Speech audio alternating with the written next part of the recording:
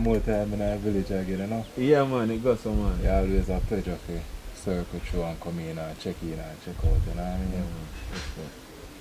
As usual, bright day, hot weather, whole heap of good energy, vibes alright, you know what I mean? So, man. Fresh chief. Every day is a new day, you know? You know what I mean? I remember last time I have a conversation. I never ascend to the chief throne yet. Yeah. You know what I mean? We basically did a RD and that, intervene and all of that. But fast forward in our future now, that which was said has come to light. You know what I mean? How would a journey there so far, chief? Why, it's a fulfilling one, you know. I'm not going to tell a lie, you know. Where we started versus where we are now, you know, I'm grateful. The journey, the experience, gaining a lot of wisdom in between, you know. I'm very enlightened too, because you prepare yourself for a thing, and as much as you prepare, you really never know how the result go until the exam result, and you never know how you perform until the it's exam like you result do a come, test right? and you know. You do a test and you don't know how much, you don't know. Yeah, confident in yourself, but you never really know until the result are. Yeah. Right now, I reach a point where, you know, me take an exam, but they expect a certain thing, and right now, I look on what I expect, and I'm happy. Just to say, the expectations have been met, but at the same time, you know, where I realize so much more could I do, you know, and so much more need for do. Zane. You understand? And as a matter of priority, because coming in with certain priorities, I realize it can't go work how I saw it working at that time, because too much dirt in our house want clean first. Can't carry new furniture in a clean house. You know the way there? Yeah. So there's a lot of dirt that we've been trying to, you know, clear out and fix. Making sure that, you know, what this legacy stands for is representative when people come here and when they want to do business here, you know. You can't invite people into a mess. You have to straighten it out and make it right, make them understand what is happening and paint a clear picture for them. You know, that big mission that for me. So a lot of the plans and initiatives are there and in the pipeline, some in the pipeline, some still being shelved, for the sake that we have to prepare the foundation first. True. Before you put up the wall and the roof. True. You understand? Yeah. Last time we forward in the village, we did a deal with couple foundations same way. Right. We did a deal with one at the hillside. I'm not sure if we're going to make that chat today, but we did a deal with one at the hillside. We have to deal with wellness, health and wellness. I think it's centered around turmeric. Yeah, or something like turmeric that. and So how the mission there? So I'm still going. I have a drink, actually a turmeric drink, which you know, in the stages of production, meaning doing batch production, you know. Stabilize the formula, we done create with packaging and labeling and all of that. Yeah. Right. So the turmeric, you would have heard, has shown positive resistance to the COVID virus in terms of helping to support the immune system. You know, its anti-inflammatory components actually has shown to have positive effects on patients who are suffering from COVID, or those who, you know, pretty much are having inflammatory conditions. So taking turmeric as a daily part of your lifestyle actually helps build your immune system and reduce the potential impacts of COVID. You know, really don't know the depths of the study that was carried out. What needs to happen is more, you know, more research and information behind it. Nevertheless, it's not going to stop us from including it as a part of our lifestyle, because before COVID we were talking about turmeric, right, you know, for the benefits that it contains, and it's, you know, it's a good plant. It's God's given plant to us, you know, a healing plant. One of them miracle plant there, no more than one benefits. Yeah, man, it's a healing plant. And so I have two different plots of turmeric, to support that whole initiative, because the aim is to have something that persons can access at a reasonable price, and enhance your life, enhance your quality of life, in that non-communicable diseases and all these things which creep upon us based on our food and our lifestyle. You need to give give your body every fighting chance that it can get. So the herbs, the nutraceuticals that we develop from our God-given plants, is a blessing to the soul. And my vision is to continue building out, right, products that we can actually provide to average people, in an accessible way, in a cost-effective way. So that work is ongoing. Okay. Whole heap of progress. Whole heap of progress left to come. And I go and watch that same race. So I guess in a few months you can look for say Accompong town, turmeric, drink in the rest of Jamaica, I go and circulate. Yeah, man. Good vibe. Another mission I remember we did a deal from way back was, I remember you did a put in a ganja farm with a ganja house, dry house and all of that. So because of the election, a lot of that had to be, put on hold, because we actually were looking to have the election in about July last year, right? And because of the COVID situation, it was pushed back, right? And pushed back a couple of times till we eventually had it in February. All of that time, really, I had very little time in which to run a campaign, get into the faces of the people, have them know me, know what my mission is and my objective is, because many of the districts have felt very distant from the Maroon connection, because they were left off of voting lists and deliberately disenfranchised from their family here, right? And my mission was to bring back that unity and that brotherhood, that sisterhood that our whole existence is built upon. And I think that's where I started striking some notes with some of the people. So a lot of last year was pretty much getting into the street and talking to the people and meeting the people and understanding the challenges and trying to make good my mission to bring about change if elected as the next leader. So, I'm now here, and even then talking from the perspective of somebody wanting to invest in the industry, I'm now looking at how do we lead the industry. So the lens kind of change, if you want to call it that. And the approach in itself for ganja has also changed. Right. So we believe we have autonomy and a sterile space in which we can do our own cultivation, our own administering and standards, creating or developing standards and policies around this plant, right?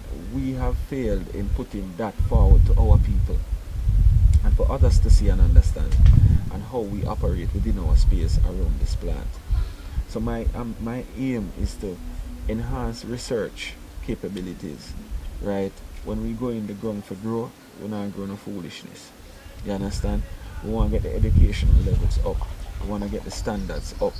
We have created a ganja trust by which we now invite people to come and be a member of this trust, right? Becoming a member, you're then facilitating us, providing the necessary assistance in technical expertise, whether it be hardware, whether it be equipment, knowledge-based initiatives to help drive our industry here, because we can actually build out a platform for our industry here. We don't need it to be actually leaving the hill if we don't have to.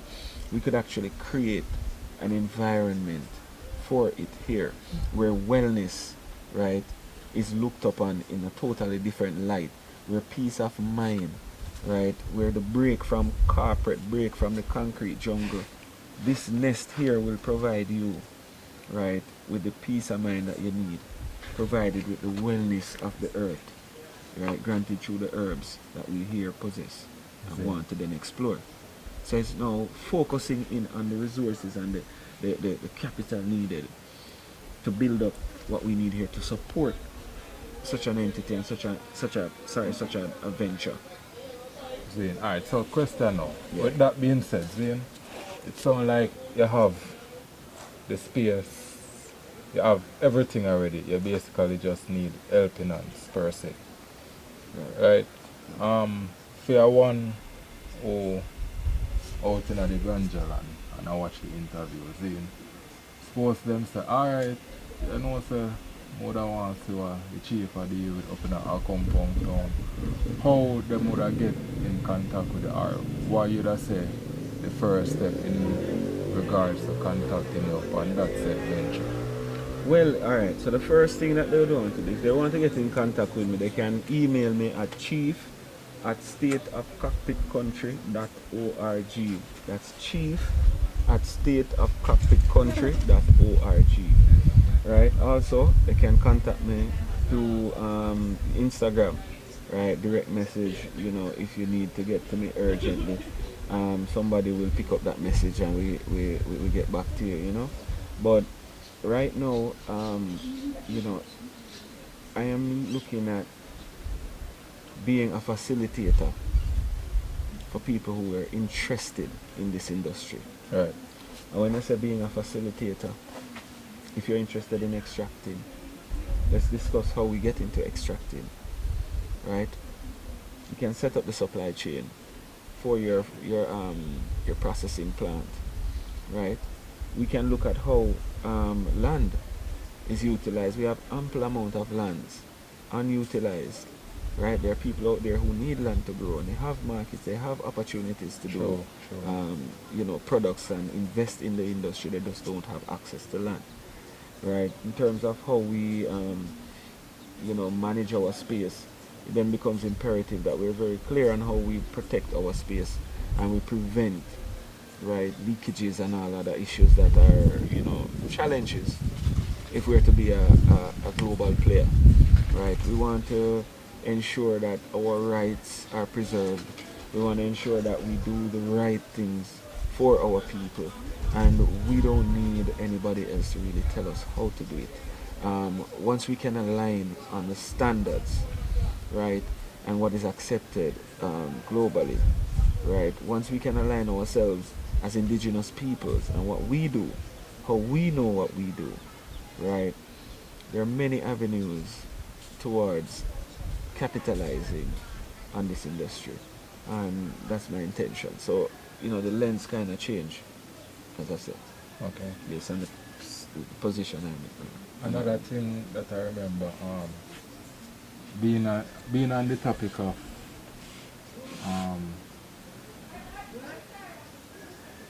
opportunities, let me use that word there. The last time I was here, I remember representatives from the CLA did a pass through and I do whatever survey the CLA said they need to do and all of that. One thing or one question towards that is, from way back when, I remember the whole AD program and all of that. Question, has there been any change in that regarding the CLA and all of that? Or is the same thing from way back when? Well, the AD program, you know, went flat. There have been discussions as to how they kickstart, reignite the AD project. We have actually been in touch with the CLA and these other member groups in the industry to express, right, our position and how we see the industry manifesting itself, because again, we've always been saying, you know, we should be at a level now where we have a direct understanding with the CLA as Maroons as to how we interrelate, right, and how both industries function in the space, right. Those discussions are ongoing discussions, and those are the discussions that I welcome and encourage, because what we see happening here in Jamaica and the situation as far as the laws and the treaties and agreements that would have been signed, right, has literally put in front of us hurdles that need to be overcome before that industry can actually, you know, prosper. It's like they tie their own shoelace and tripping over their own shoelace. Or they tie the two foots together and try running. Well, you see, I'm here speaking more for a way forward, right? We all have different reasons as to why things aren't moving forward. You know, I just gave a synopsis on on how, from an international treaty law perspective, implicates what is happening here on the ground, and people need to realize that. So, again, this is why it's so important that both the Maroon and the government work together, right, in making this a win-win situation. Because, to be honest, we could literally change the face of ganja in the land, right, if the right conversations are had and the right decisions are taken. Back to in our village, you know. Well, what's new? I mean, you know, full heap of work. yeah, we know we have current things, certain things in the pipeline. One thing we kind of I take not just Jamaica but everywhere by storm are the whole topic of our copy tactics regarding sovereignty, Zane, and regarding Maroon identity. So, just give you a little insight into that regarding. I mean, people out there asking are wondering how is it they can get land in a Maroon territory. And I mean, them I wonder how they can apply for Maroon citizenship or check to see if their ancestral bloodline is of Maroon heritage. Give you a little pointers or give some ideas or explain to us how we can check into that and the whole level of sovereignty.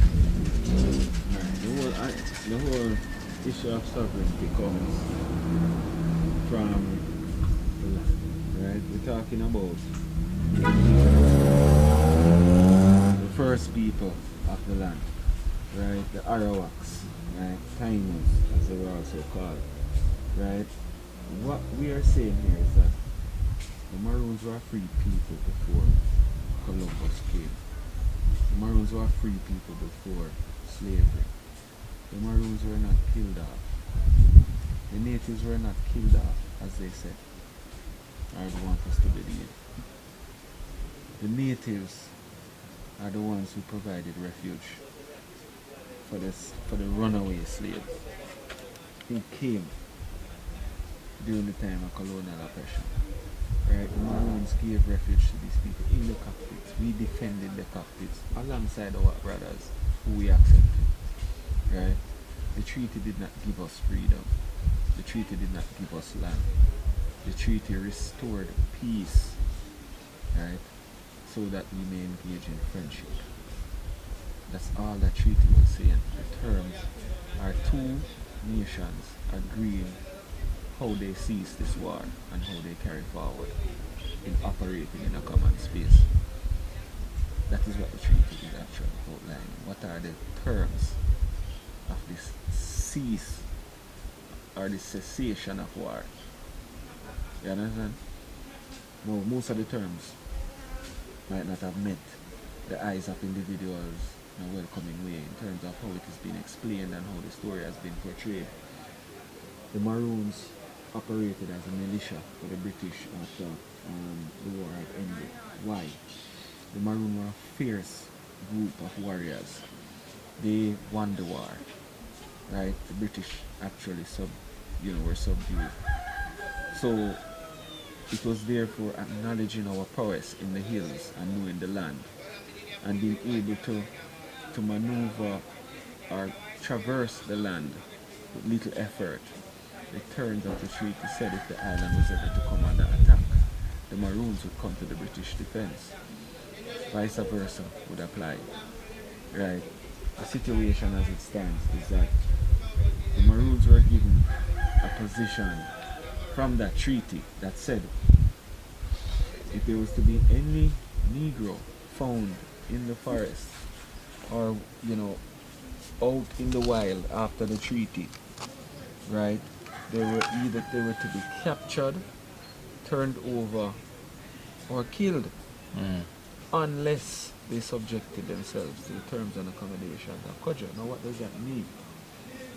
It meant then if a Negro, as they would term it at that time, was to be found wandering in the forest, right, he had the option of joining with the Maroons, meaning subjecting himself to Captain Kodjo, right? This is what now we're looking at a diplomatic engagement here. This is somebody applying for refugee status, for example, in the US. If you were to agree to certain terms, for example, coming in on a flight, you have to sign off on certain documents. You're agreeing upon landing that you obey the laws of the United States, right?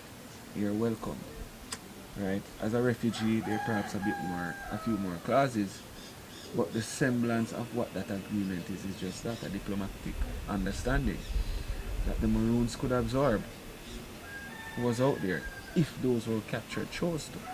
If they didn't, then they were considered rogues, right? Now remember, you're coming out of a war. You're in a time of war. This is not just quenching calm in Jamaica as we know it. No, you're coming out of a war. Every part on this island there was war, right? The two entities at war were able to hammer out an agreement, right? And this agreement is saying we're recognizing two nations on this land. There's not to be a third. That is why the Maroons were given that responsibility to protect this space. You understand? People often read and don't dig a little deeper and put themselves in the time to really have a better appreciation for some of these terms and clauses, which are of course no longer relevant today, right? And which is why I've been reiterating, we need to now have a discussion. We need to now bring forth these treaty rights under a new agreement. We need to be taught. We need to be engaged.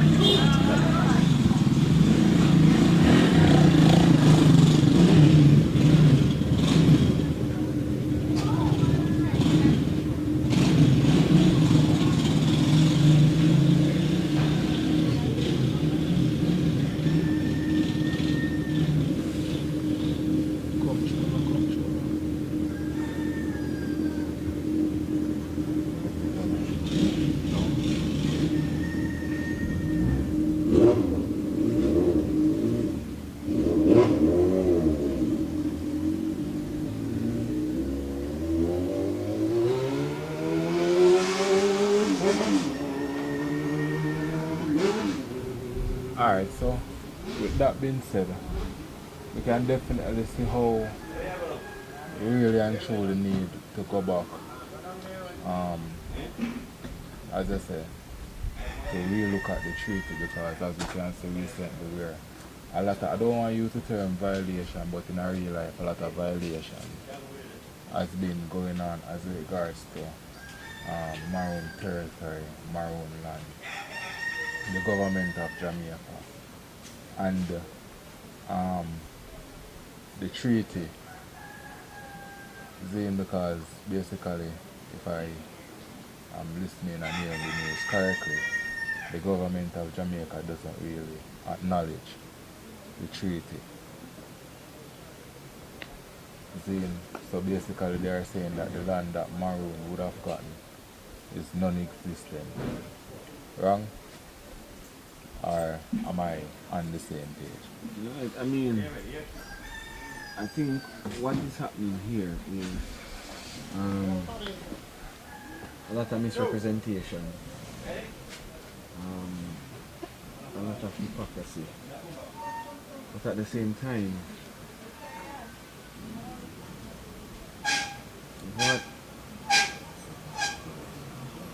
well-thinking minds should observe is that if the Maroons do not have a claim, why wouldn't the powers at hand come out and say that for so many months now? See, Right. good point. Secondly,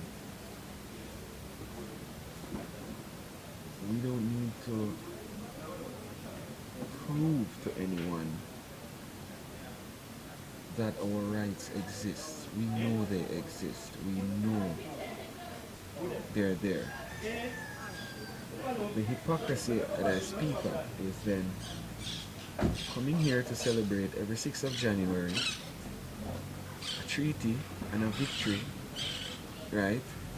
That's labeled in history as one of the most memorable moments that today we the people still cannot exercise. Contradictory. So then the big people just need to come straight and just do what's right. Just do what's right.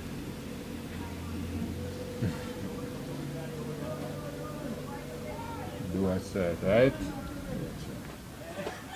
Well, it's an ongoing process, and not just people here in Jamaica, but people worldwide is tuning in and watching to see what exactly going to happen and the outcome of this. So we are listening and we are looking.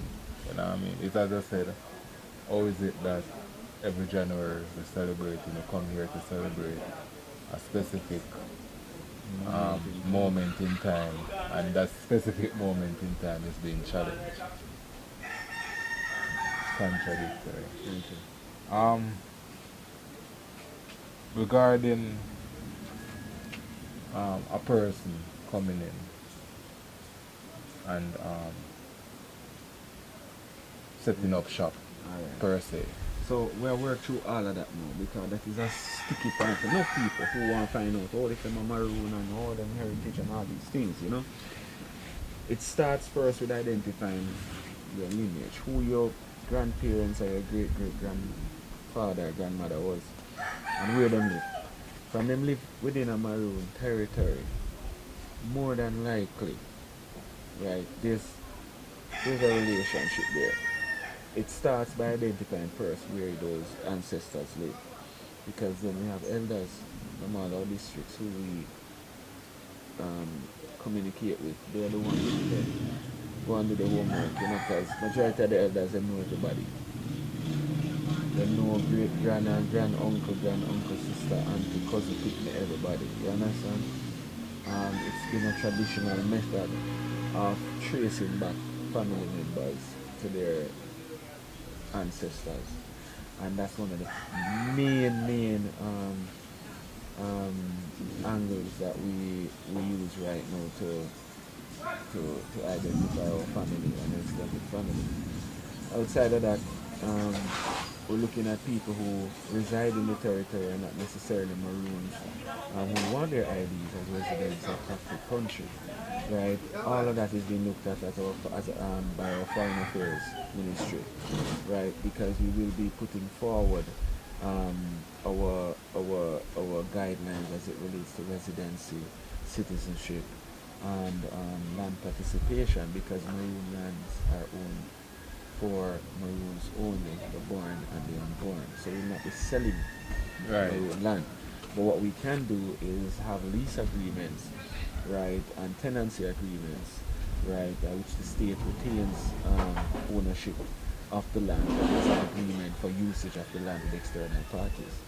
Yeah, because based on what I know, regarding land in the Maroon country, I one don't really own it. It's basically I one just know that alright, I'm going to control this For the plot. period of time. You know what I mean? And we control this plot until my nephew, that's my nephew, my daughter, everyone. Correct. You understand? And that's how that particular piece a lot over there so get known as Mass John property or you know? Correct. And we have to figure out ways how we fix housing, because a lot of our people need housing.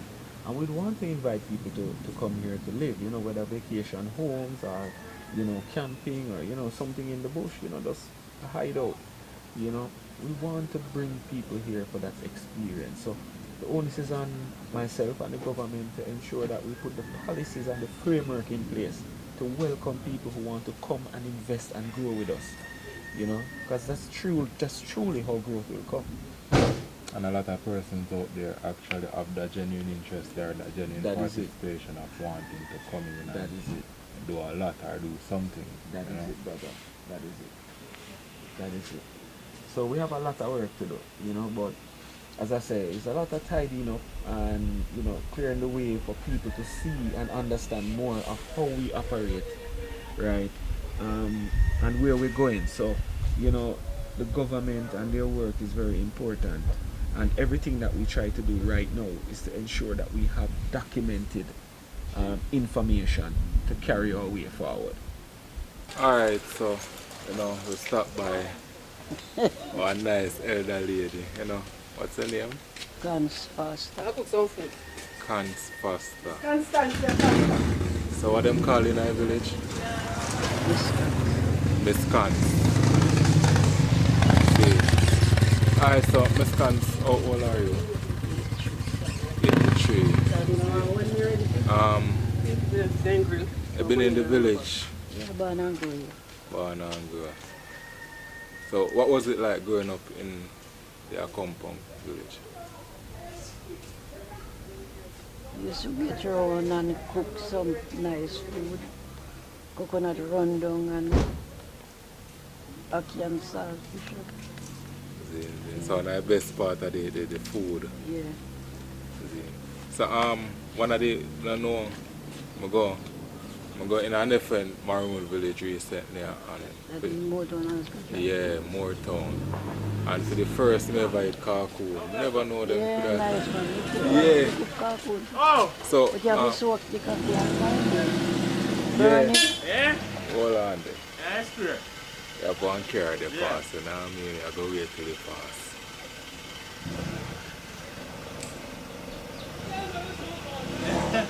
Alright.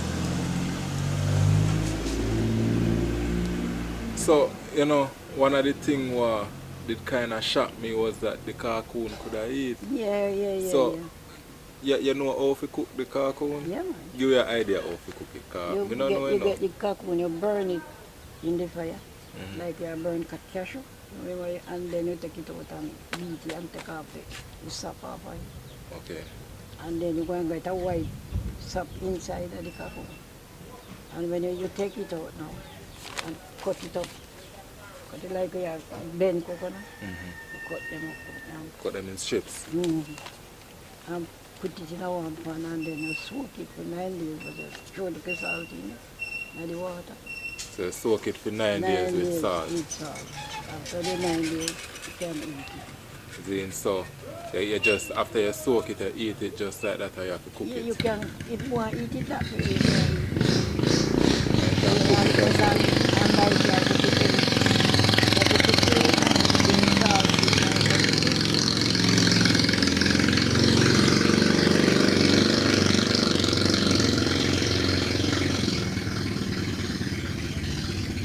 Any meat you cook it. You can put a little piece in it and put it on it.